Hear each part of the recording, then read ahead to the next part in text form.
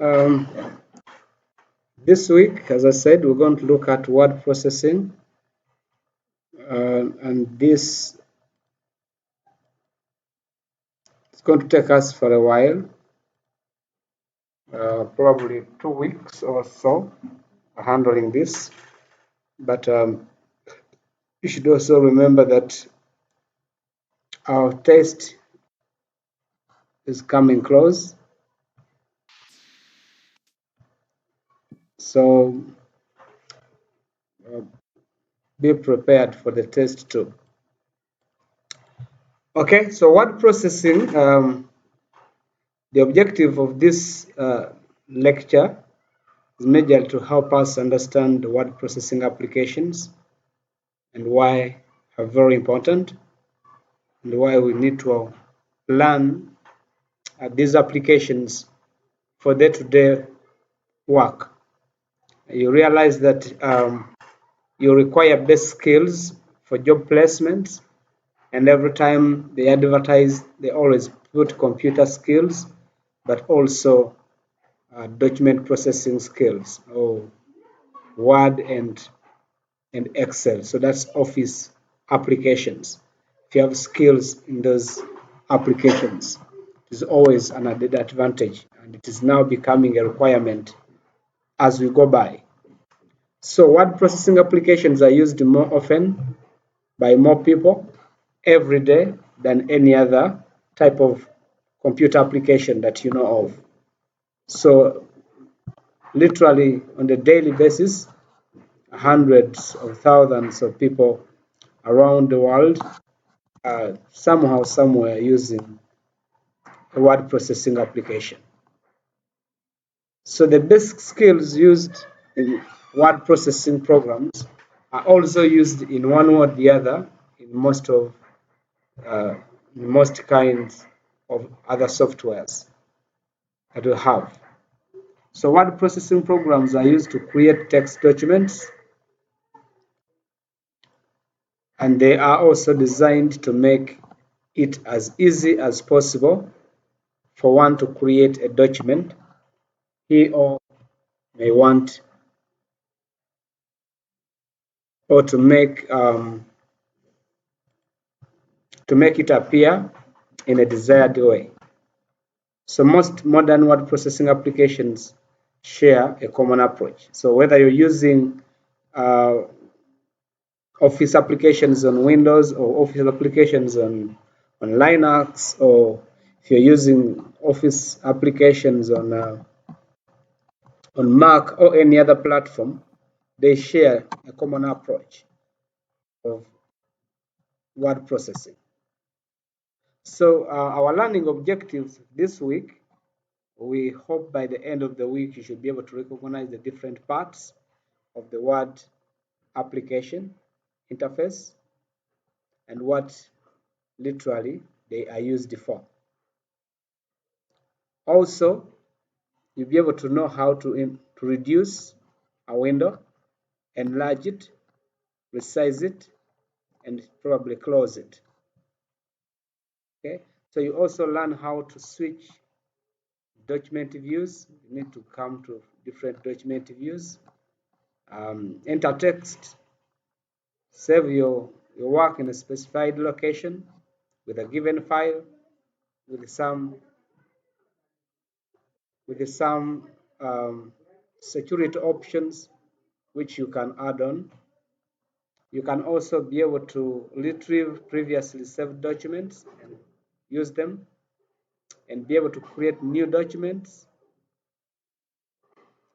be able to select words, lines, and paragraphs, and edit them, and learn the different ways in which you can edit a document, and learn how to prepare to print a document. Okay, so majorly that is our objective this week, that we want to look at this, be able to move forward. Okay, so the first thing we're going to do is we'll need to open up your Word document. So I'm going to share my screen and open up a Word document. So hopefully you have your Word document on your computer and can be able uh, to see that.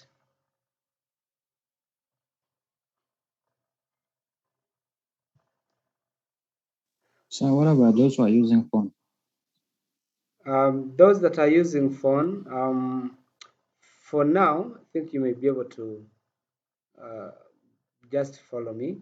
But when it comes to you use doing practice, hopefully I think you'll need a computer. I'm not sure whether you don't have a computer, a laptop, something like that. Do you have a laptop? Are you able to access one or borrow one? Yeah, I have a laptop, but now I'm using phone. Computer, okay. So probably for next time you'll be able um, to set your computer ready because we are going to start on the app on the practicals. So you need to use your computer. Okay, sir. Okay, so I'll be able to share my screen again, and I hope every one of us can be able to see. This is um, my window. Somebody may ask, how did I come to this? Let me just share the entire screen.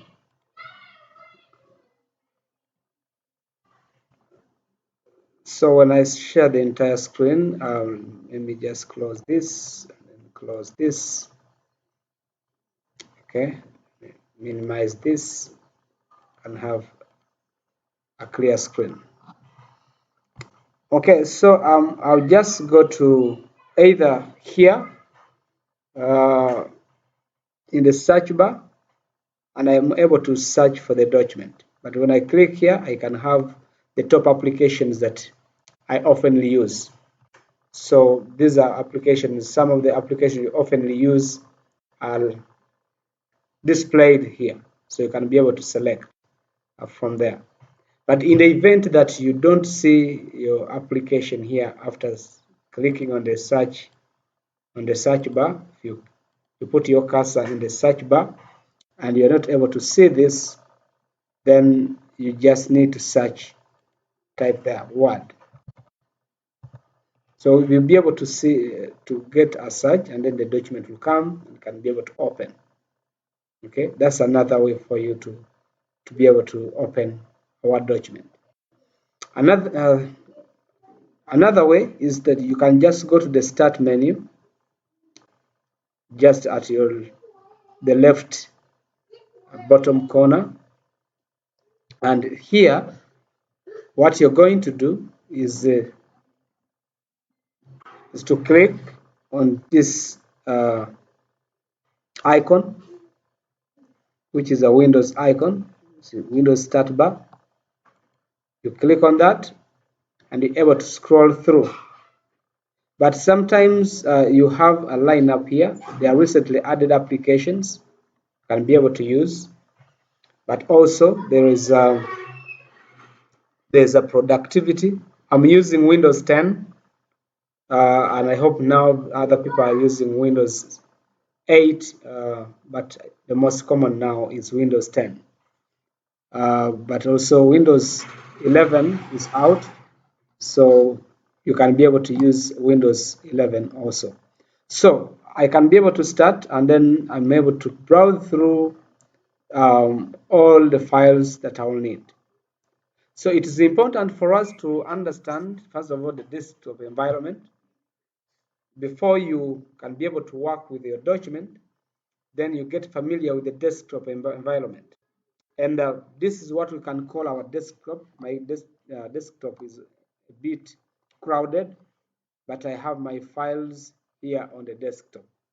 So when I click on or right click here, I can be able to view my files here, either in large icons or in small icon, medium icons or small icons. So when I select small icons, the icons will reduce and be smaller. Okay, and then I can also be able to sort them so that they can be aligned. I can align them by name, I can align them by size, I can align them by item, I can also align them by date modified. Okay, so whatever way you can be able to sort your documents.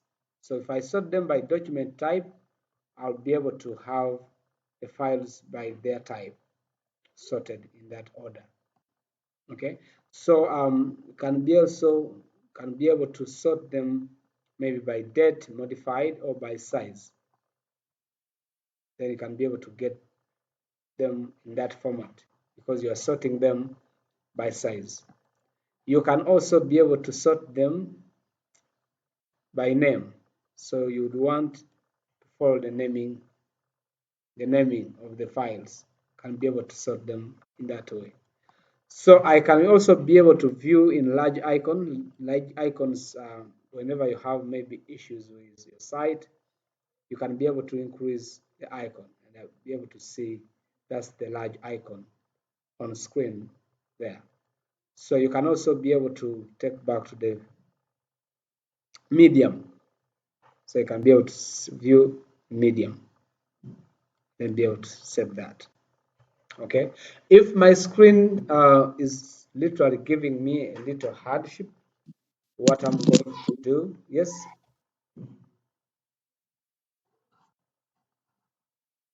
okay, so I can be able to also work around my graphics.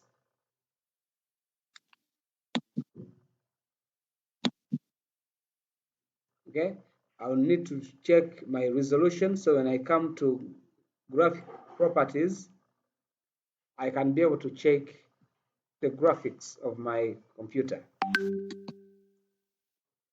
So it's trying to check for me my graphics.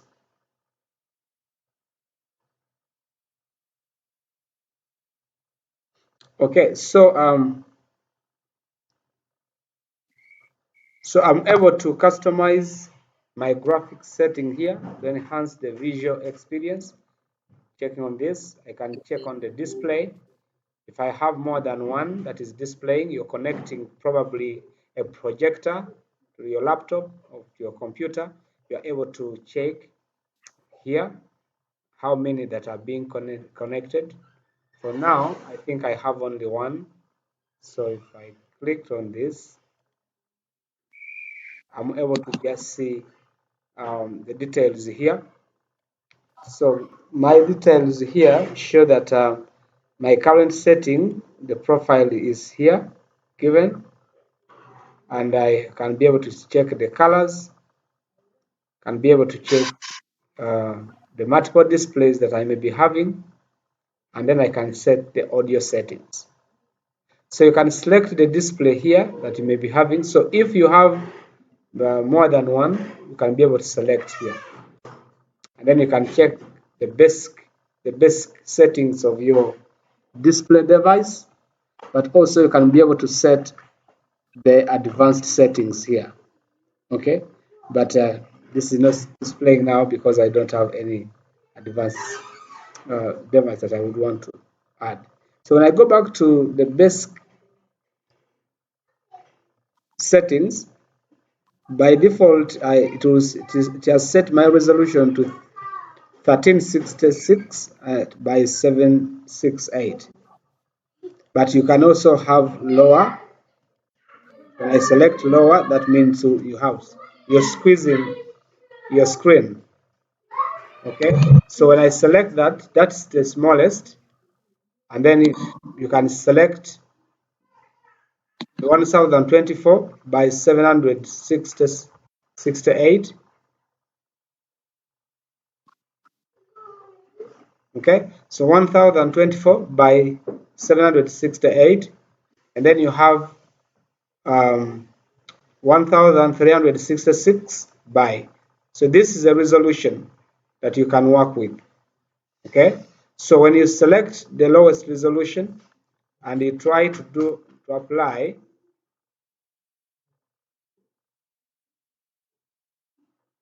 so when I apply, that's how my screen will look like. When I say yes, my screen will look like that. It will be squeezed, it will be reduced to that resolution. Okay, so if I wanted it to be 1024, I'm able to set that also, and then I can be able to apply here. So it will a little increase. I can be able to keep that. But if I want a wide screen, then I'm going to use the highest resolution to pick up the entire screen, and you have a better resolution. Okay, so that's very important for us to know, that for you not to strain your eyes, but also be able to literally have a good experience of your graphics. You need to do that from the graphics control panel and be able to go through. So you can change the color. You have the colors to change. Have an enhancement here, and the color depth I have is a 32-bit color depth. So to show you and how the luminance will be. This is the color generation, is RGB. Okay, the color combination it is using. You can take any combination of the colors that you desire to have. You can also check the display. So for the displays, it has a single display. I've not connected any other device like a projector or any other screen or a TV. It will be able to show that you have a multiple display, and then you can be able to select that display in here. Okay, so also you can be able to check your audio settings here and then be able to set them. Okay, so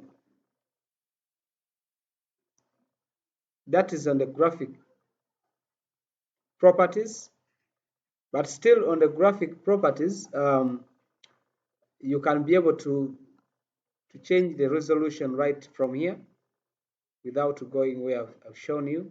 You have the hotkeys. You can enable or disable. You have the tray icon, it is enabled. The panel fit, you can select, but mine is maintain aspect ratio. But you can select any ratio that you would want to have. Okay.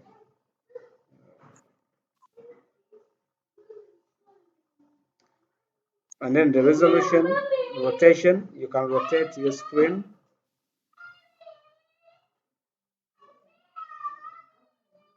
You can rotate the way you want it to be and change as you desire to change.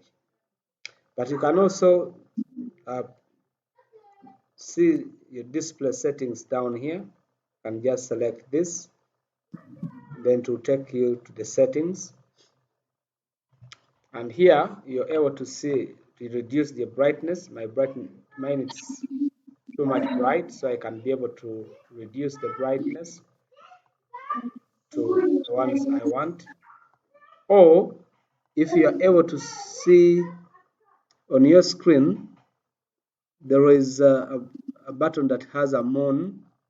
You press that to reduce your brightness, or you can just change the display settings. You go to settings and check for display, and you're able to change the display settings for you to be able to use that at night. You can also set a night mode to be on, and it should be until a certain time that you'd want it to be on. Okay, and of course you can be also to have the night settings, and then you check what you'd want, and you set the hours you'd want. Okay, so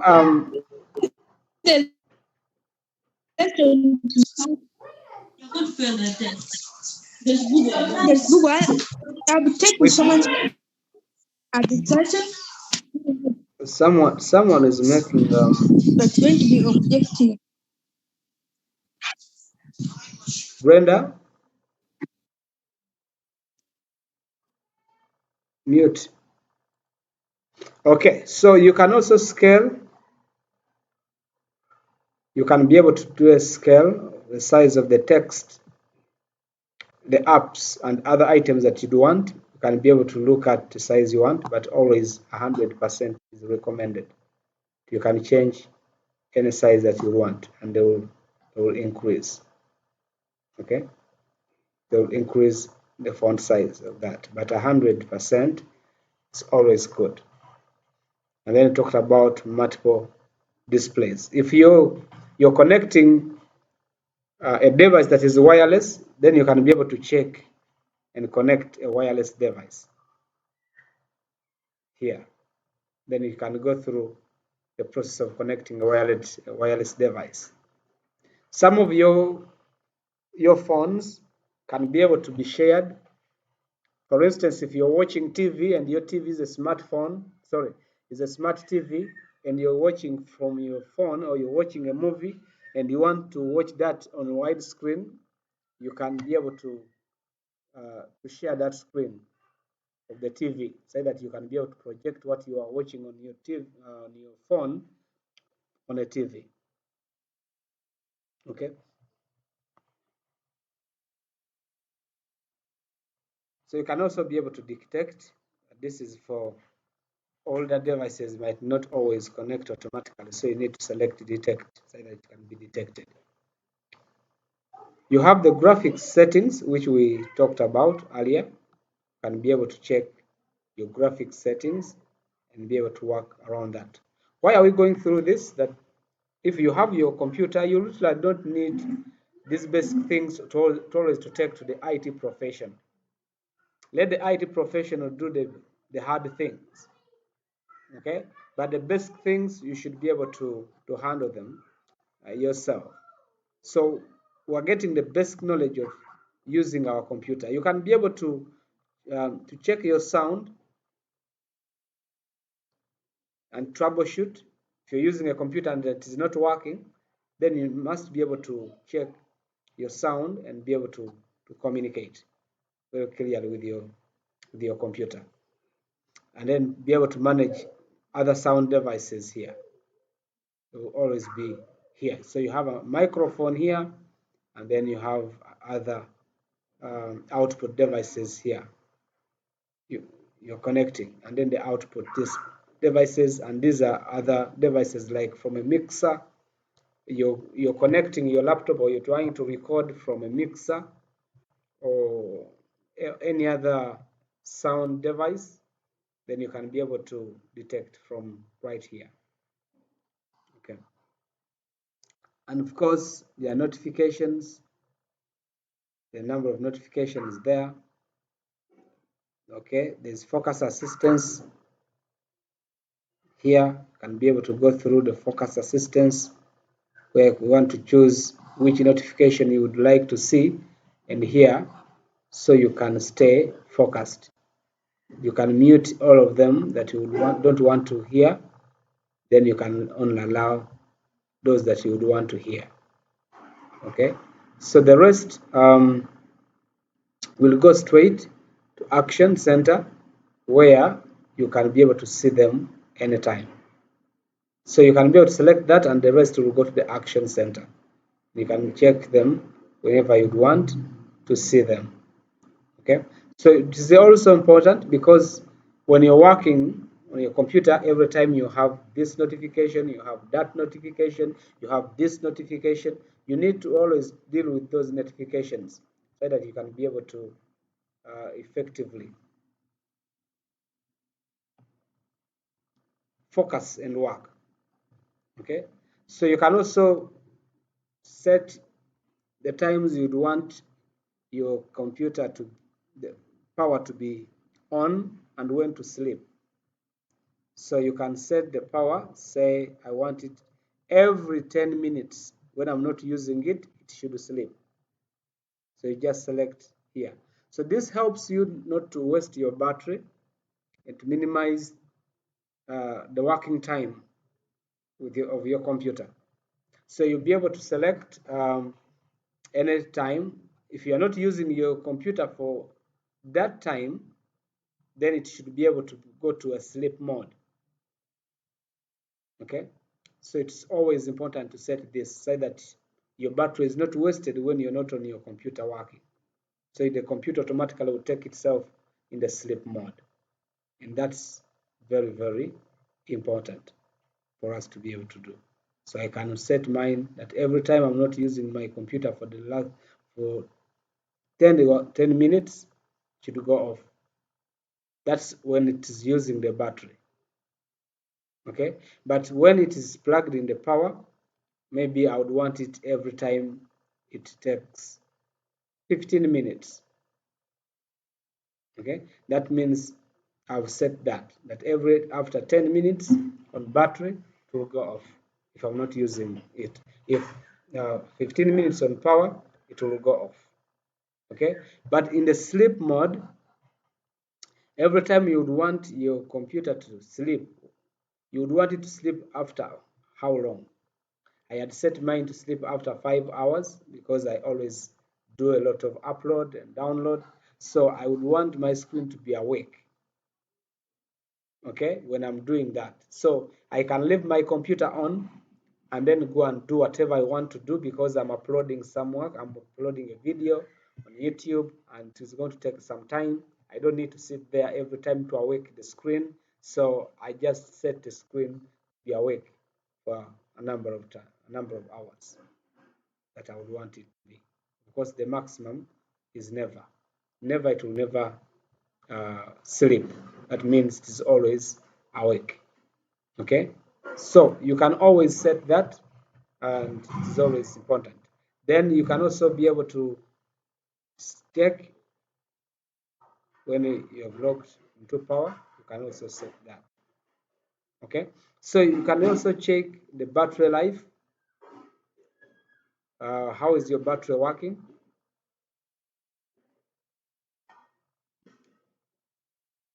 Okay, so I have used 74% of my battery. I'm not plugged into power where I am, so I can be able to ask me to go to the battery saver.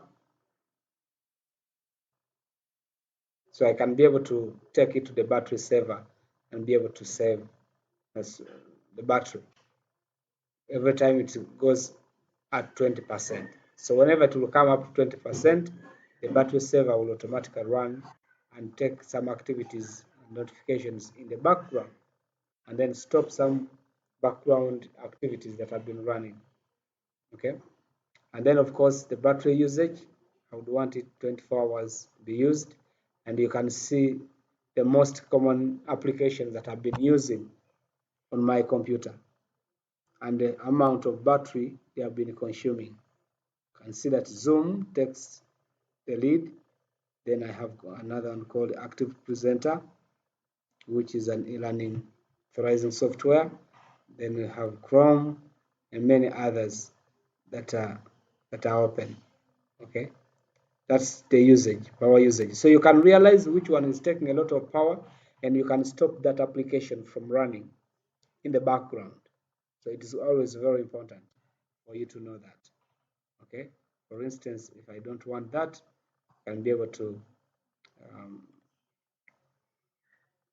make it use in use 0% background, less than 1%. So you can set that. Say always maybe that, or let the Windows decide. You can be able to set to that.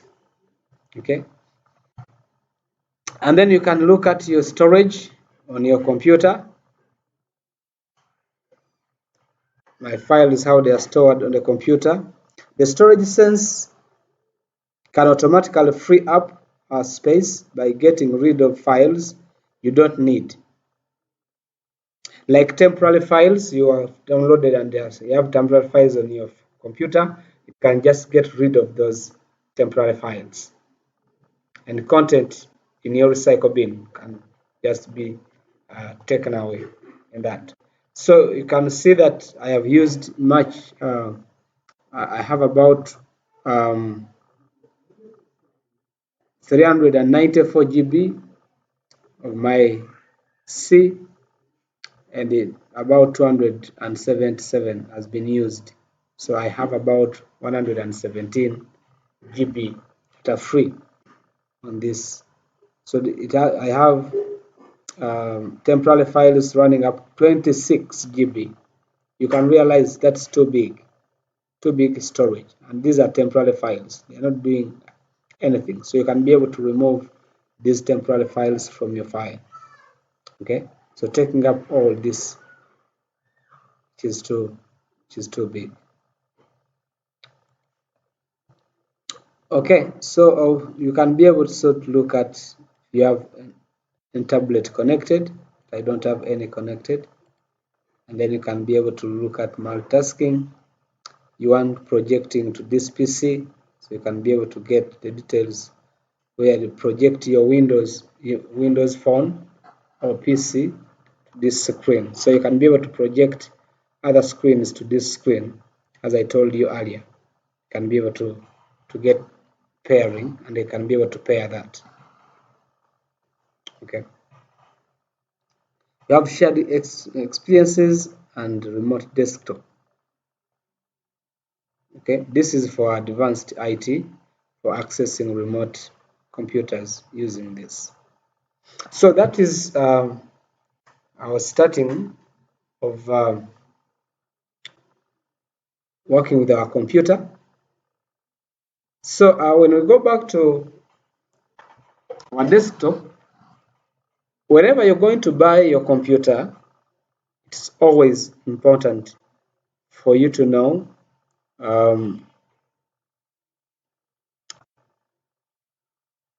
what are the specifications that you need to look at when you're buying a computer. Okay, so there are many specifications you can consider. You're going to buy yourself a laptop, or you're going to buy yourself a desktop, or any other computer that you would want to buy. But the major three is one, the CPU speed. What is the speed of your central processing unit of that computer? And then two, what's the amount of RAM that computer has? It's very important for you to know. And then three, the storage capacity of your computer. Then you can look at others, like probably is it running as an SSD? SSD is faster than HDD.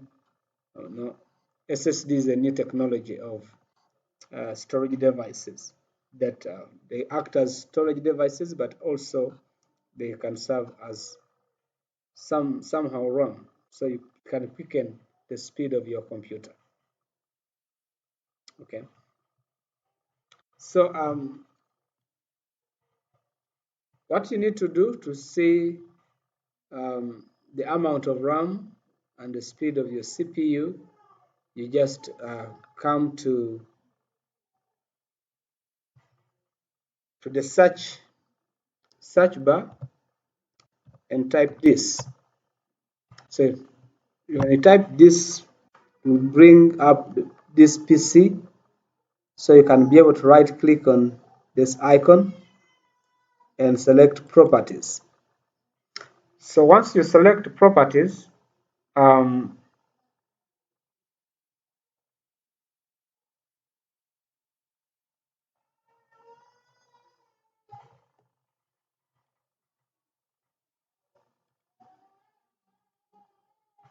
so once you select your properties, you'll be able to get your details here.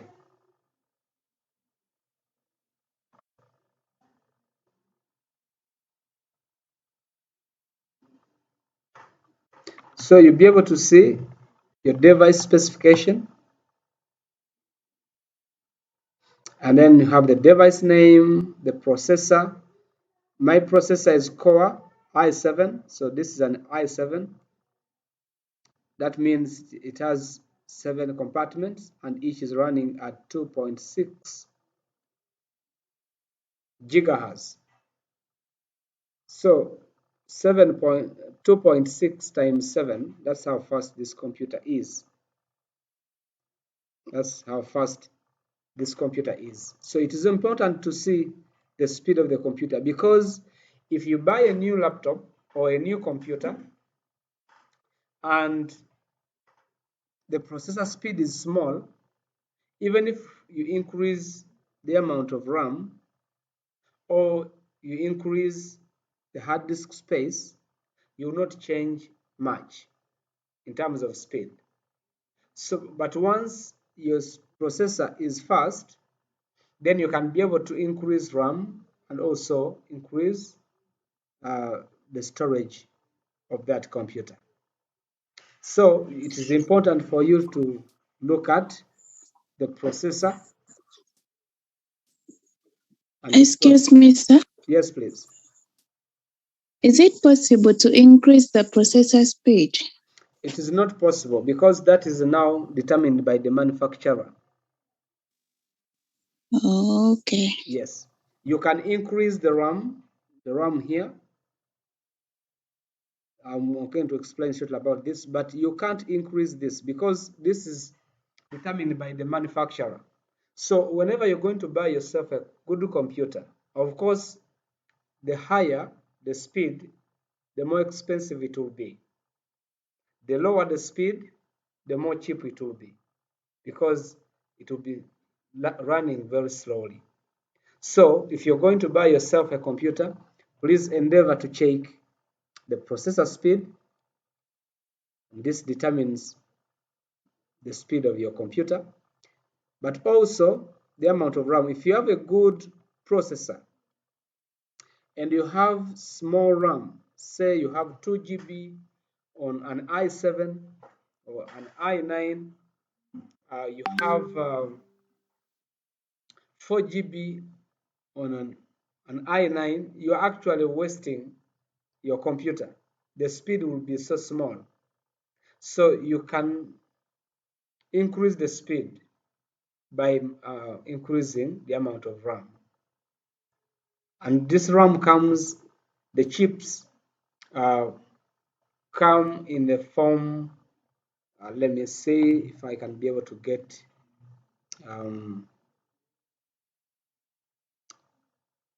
I hope I can be able to get an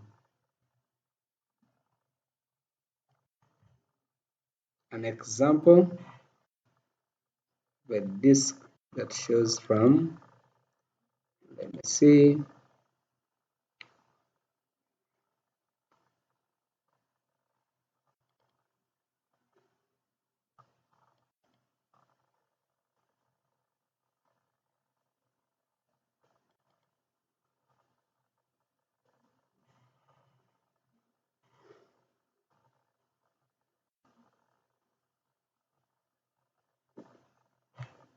I'm just trying to see if I'm able to get an example. Right, RAM chips appear like this in the corner here. You're able to see, and RAM is always known as the main working memory. Okay, and all computer programs are always loaded into RAM. So these chips here come in sizes of 1 GB, 2 GB. So if your computer has two slots, because there are always two slots where these RAM chips are fixed, then you can be able to buy, if you want, it was a 4 GB RAM, then you can add another 4 GB RAM to make it 8, and that can be able to change, okay, your speed. Okay, this is how RAM chips look like. Okay, so it is important. Mine has 12 GB, but I can even increase it to about 16 GB. But 12 GB is good for me, and because I use my computer for heavy stuff, I do Android development. mobile applications. So I load heavy applications. I have other applications like OBS that do streaming. I have other heavy um, processing applications that I have on my computer. So um, that's why I opted for at least a higher. But of course, the higher, um, the more expensive it gets. So this is very important. The available or the usable RAM is 11.9 GB out of the 12 GB. That means the other, say, 0.1 is catering for the errors it may be having. So it's quite very important for you to know that the amount of RAM you have on a computer is very key. Okay, so we talked about three. I explained about the importance of knowing how fast your computer is in terms of the central processing unit, but also in terms of the amount of RAM. Excuse me, sir. Yes, please. My computer is Windows 10, but ever since it has been requesting for updates. So when I tap on the system's button, it is not responding, yet it is not freezing. Exactly. Have you updated it? No, Okay. I So don't know how to update. I would ask that you connect it to internet and do an update. But always when you're doing updates, you do them in the night when you're not going to use your computer. You can leave your computer on and then it updates through the night because some of those updates take a long time to complete. But it also is always important to update your computer because of the security mechanism that is designed in the updates. Okay, thank you, sir.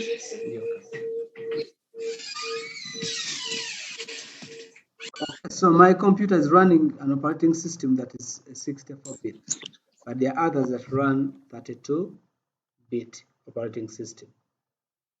And it is an x64 based processor. So it is running on 64. So that means my processor is a 64-bit also. So these are very important to know how you're working with your computer. That's very key. Okay, but of course there are other specifications like the Windows specification. The edition I'm running is Windows 10 Professional. There are other versions. Okay, the version is 20H, and then it was installed on this date, and then the build is that. Okay, with this service pack shown here, so you can be able to know the details of your computer here. But for you to be able to determine the size, the storage, then you're going to I just come here. I have two partitions on my computer, and these partitions I have the local disk, but also I have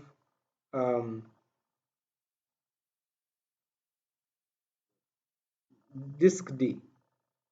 Disk D, I called it kernel, and this is always automatically calls itself local disk C. So this one is 394 GB, and I have 116 GB space remaining. So 394, this one is 302. So 394 plus 302, that makes about 700. Okay, that's it, roughly about 700 GB of storage. Okay, so that means my computer roughly has a good storage capacity.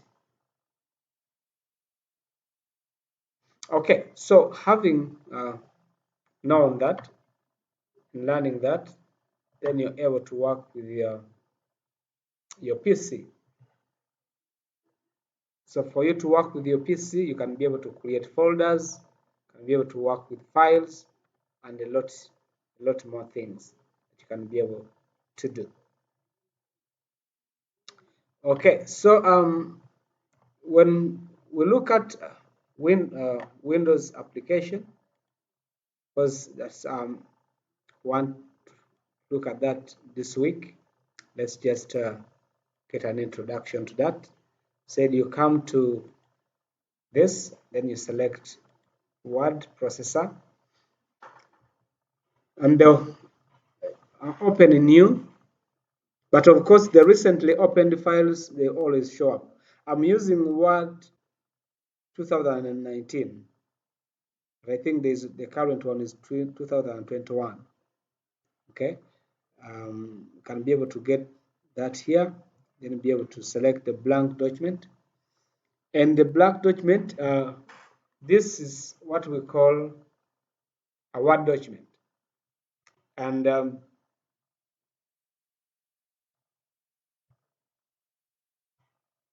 where you see the cursor here, this is what we know as the document area. This is the document area where you type the document or your work. Okay, it's known as the document area. And let's just explore this window here. You have the most top bar is called the title bar. That's where you find the title or the name of your document is called the title bar. So the title bar, you find the name of the document. So the name of this document is called document 1. And you'll be able to get the document here. Okay, so the second is called the menu bar. And the menu bar has the menus like the file menu, home, insert, and many others. Okay, so we shall be exploring each of these menus as we progress.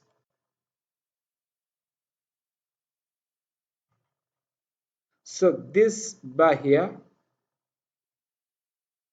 is what we know as the menu bar. Then we have another bar here which is merged up with others. It's called the toolbar.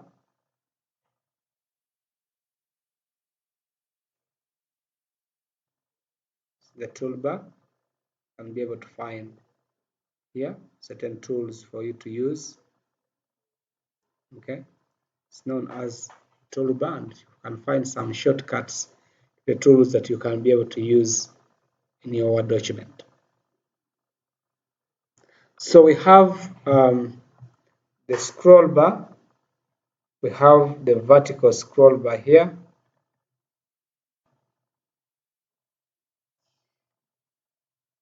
This is a vertical scroll bar, and always sometimes if you have many documents here, for instance that, if I increase that, I'll have the horizontal scroll bar. So you can be able to scroll through your document and change.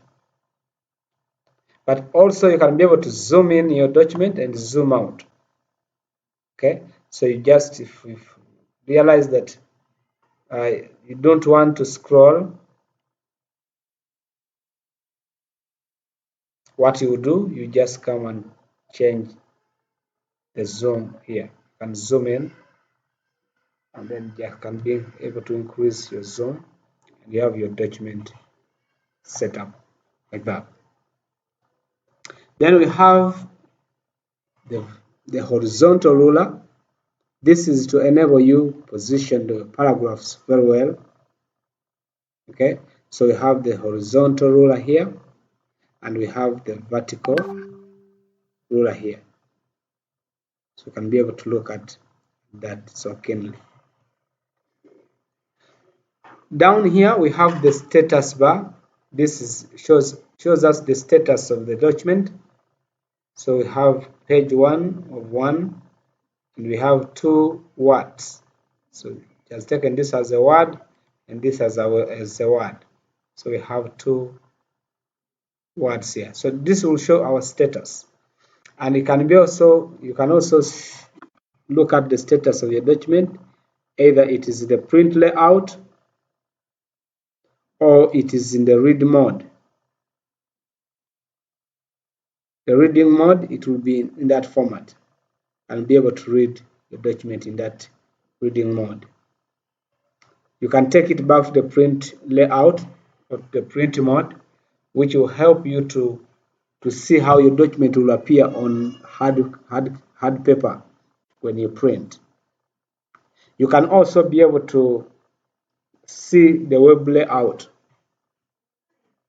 So the web layout is checked here, and then you see how your document will be in the form of a web document. Okay, but you're always advised that when you're working with a document, let it be in the print layout, so that when you want to print, then you'll know how the document will look. Because here it will be hard for me to tell how the document will look if I am in the web layout or if I am in the reading layout. Okay, so you can use these as you desire them to use, but you always make your document to be by default in the print layout to look like that. You can also be able to check whether a document is in normal or there are no spacing, or it is heading 1 or heading 2, heading 3, maybe it's a title, it's a subtitle, and many others. This will help you if you're writing your research and you're making your thesis, your third year research final, and you are generating a table of content. You can automatically generate it, and we shall be able to see that as we progress on. Okay, so you can be able to get the table of content generated that way. Okay, so after knowing the details here, you can be able to minimize your window, and when you minimize your window, it will come to, this is called the taskbar, the one down here. That's where your tasks are laid. So whenever you minimize, it will come to the taskbar. So you just click on it and be able to minimize. You can restore your document. This button here is for restore. When you click on it, you can maximize and then you can restore down. Okay, so if you would want to close, then you press the close button here. You would be able to close your document right away. So that's very, very, very important, okay, for us to be able to know how to work with our Word document. So, for instance, if you have been able to save, to do your assignment, I'm assuming you're typing your assignment. Okay, so you can be able to save your document,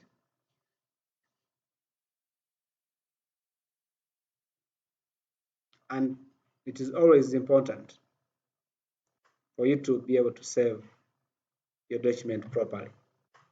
So if you're going to save the document, we'll use the file menu. So you go to file, and we have a lot of functions here to perform. Can be able to get a new document, and it will take us to either blank, or you want to write a memo, or you want to write an adjacency resume, or any other. Or you want to open an existing document. shall be able to look at that.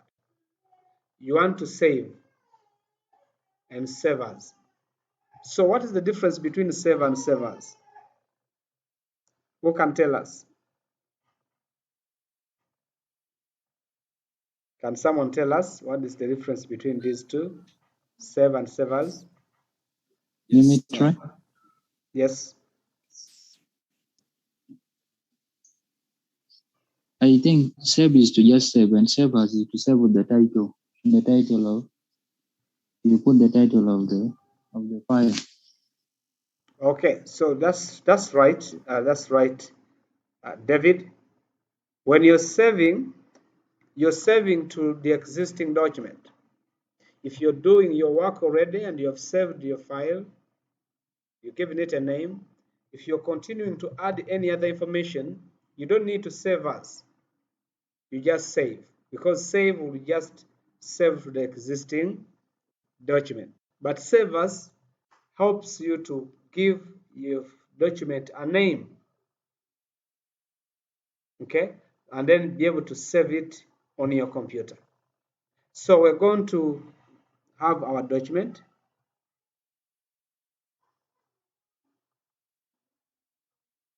So I just go to save as.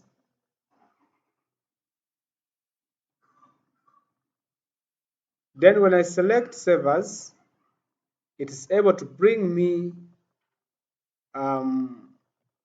first of all, on my left, the locations that I can be able to save my file in. It always brings the recent, which will show on your right as the folders where you can be able to save your document. And you always need to know which folder to save your document in. Very important to know which folder am I working in. Then you also have this PC, you can browse that, or you can add a place. This is always, the place should be on the network, or you can be able to browse where you want to save a document. So let's use this PC. When you select this PC, to be able to show you the folders that are on this PC. When you try to say add a place, it will ask you to add either OneDrive or OneDrive for Business. Those are the web places that you can save your Office documents to in the cloud. Every time you were somewhere, you don't have your computer, then you're able to access using your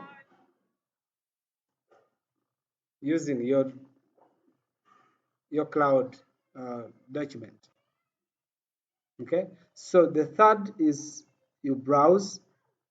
So this will give you an option of selecting where do you want to save your document. So I would go through where I would want to save. So I come to this PC, and on this PC you can be able to get the details on this PC. We have 3D objects, we have desktop, we have documents. So you can save your files in documents, you can save your files on the desktop, or you can save your files anywhere. But always remember that where you save your file, you should be knowing where you saved your file and it is secure there. Okay, also you can be able to save on the devices that are installed. You can have we can be able to save on an internal hard drive,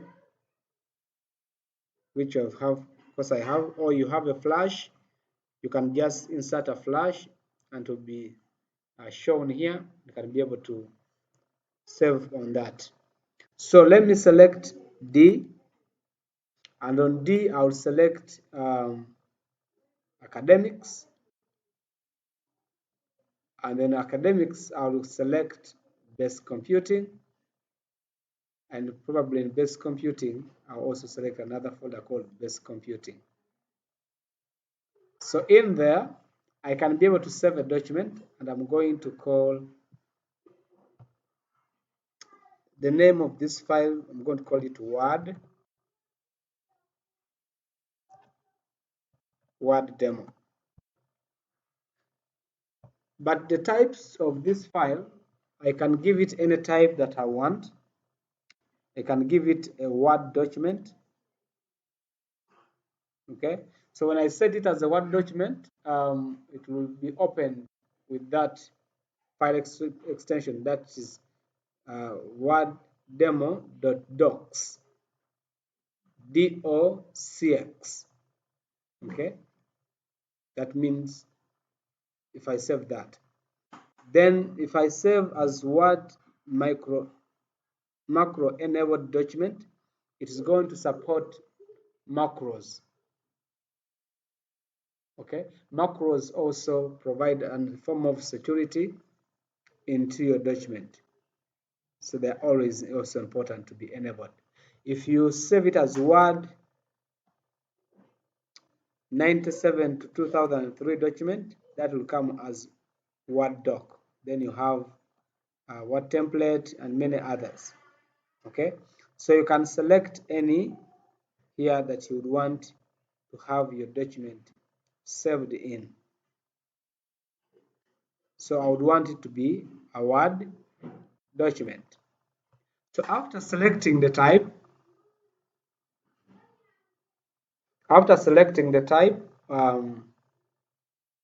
of the file, then there are things I need to do. I would just now click save. But there's something that I would want you to know, that you can provide security to your document. You don't need everybody else to access your document. You don't need someone to just come and open your computer and go to your coursework, and then they are able to open it, and then probably they can steal it. You can add some security to your file. Okay, also there are always hidden folders that you can have on your PC, so you can scroll and look at hidden folders, but we don't have the hidden folders, so you can go back here and then be able to check. So what you're going to do is, for you to add security to your document, you need to add security to your document. So you go to tools. There's tools down here before save button. You have tools, and then on tools, when you select that, it will give you different options.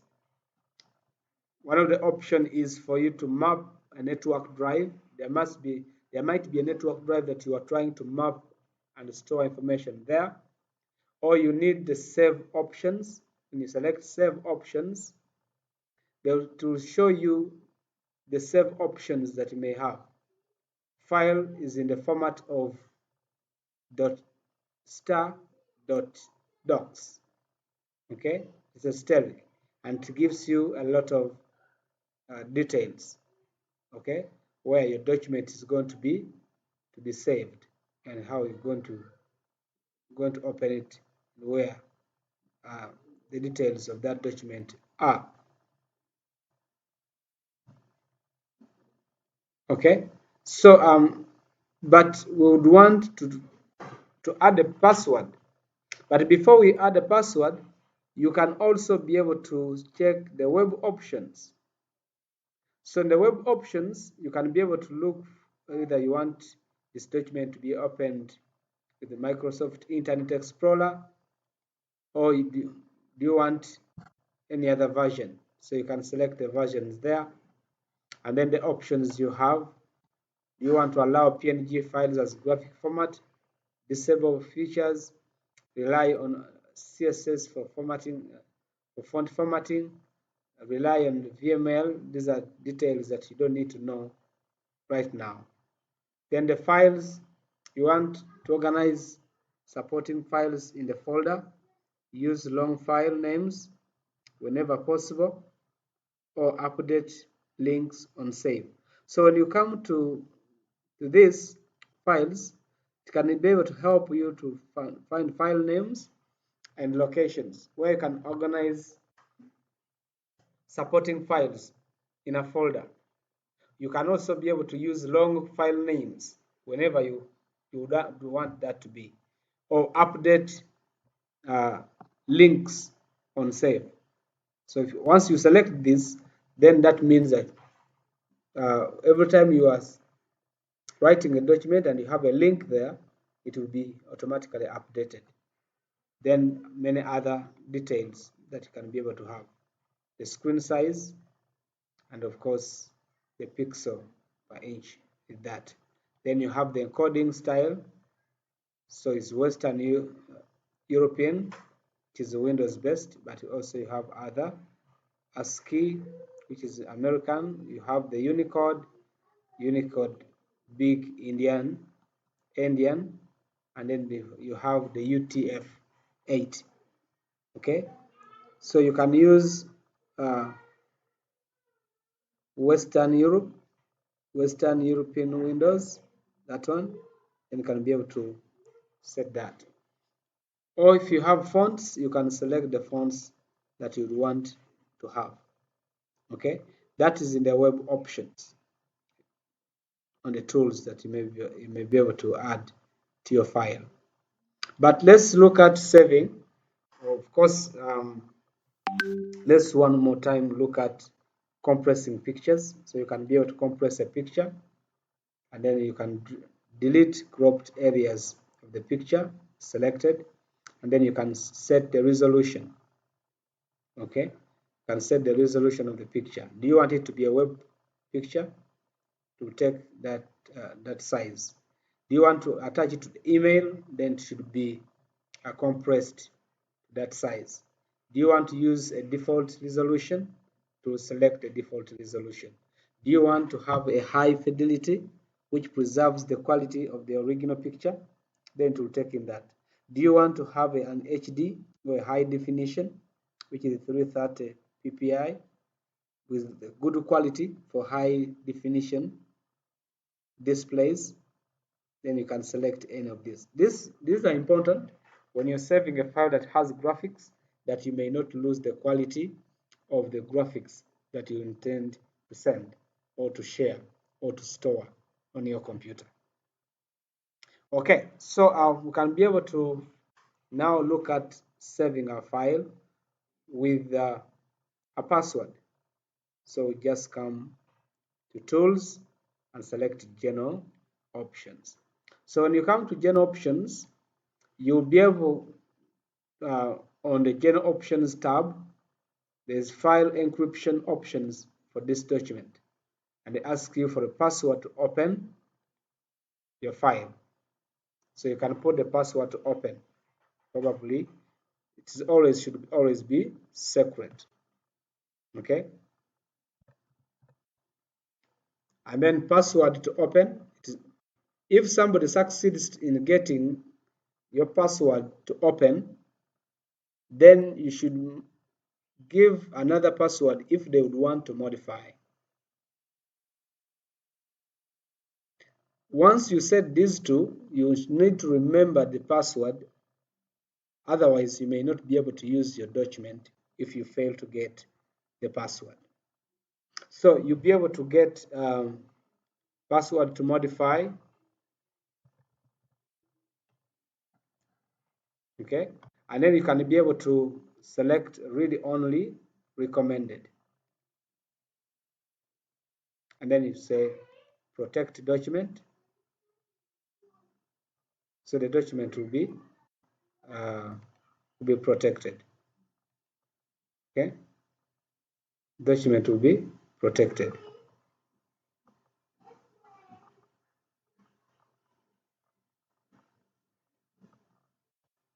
So when I click save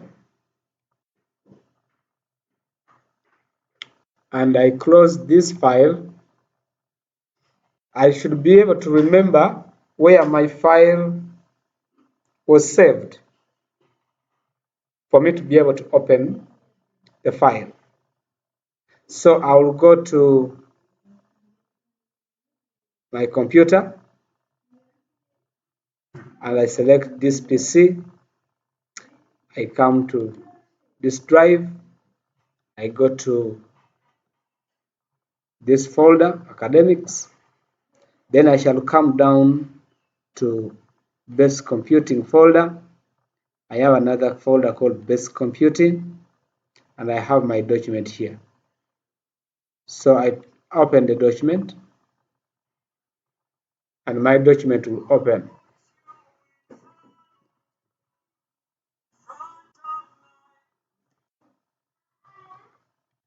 Okay, so I think I did not save the password on it, so let's save the password again,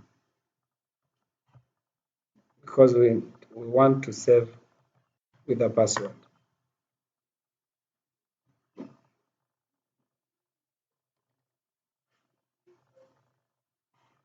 So I need to go to File, Save As, was Basic Computing. I'm going to call it Word Demo, maybe New, or Word Demo Secured.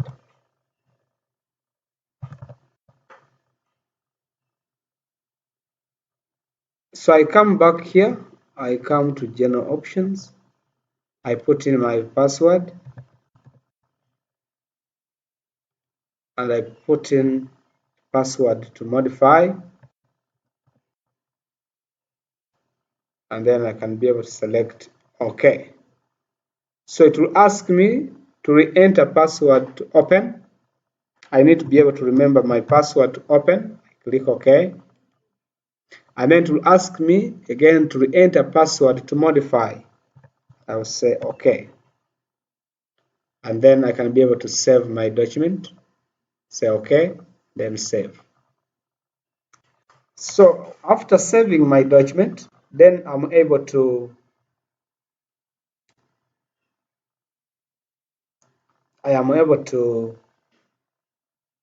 close this,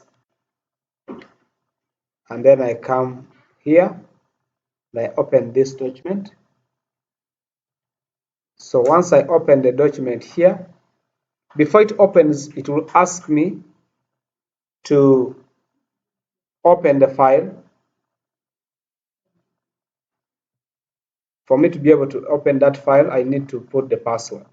So I'll put in the password and I click OK.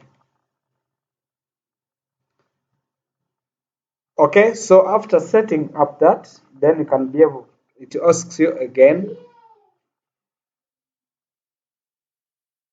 to enter password for you to be able to modify. If somebody has been able to get the password to open, then they cannot be able to modify your document because they don't know the password to modify. That's the beauty of putting security to your document. Okay, so you can be able to put password to modify, and then you click OK.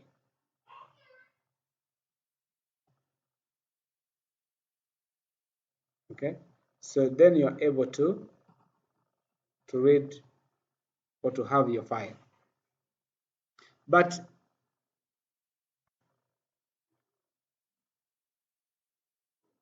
let me demonstrate something else, just still on the security of your document. Let me close this again and open the Word document. Remember, I said that you have to have your password remembered only by you for it to be able to open. So you can be able to put in your password to open. But if somebody was able to succeed to open your document and they are not able to modify the document, then they can be able to read only. This is always enabled in aspects where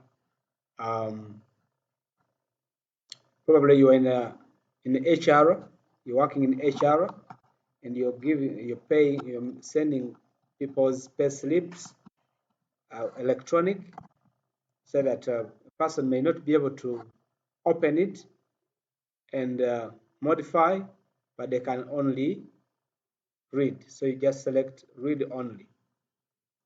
So when you come to read only, still you open the document, but it will be, when you look up here, where the name is, it will be in read only mode.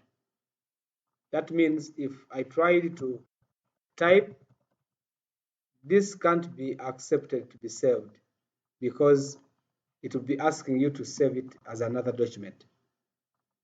Okay, that means you don't have the right to add to that document. Okay, so that was what we needed to look at today, and we're going to be able to have some exercises to do on this, and except someone has a question. So, Yes. can that password be applied to when you are deleting that file from the computer, like you're deleting that document? Okay, from the computer. Yeah. Okay, let's first try and see if we are deleting our document. If I come and select this document and I select delete,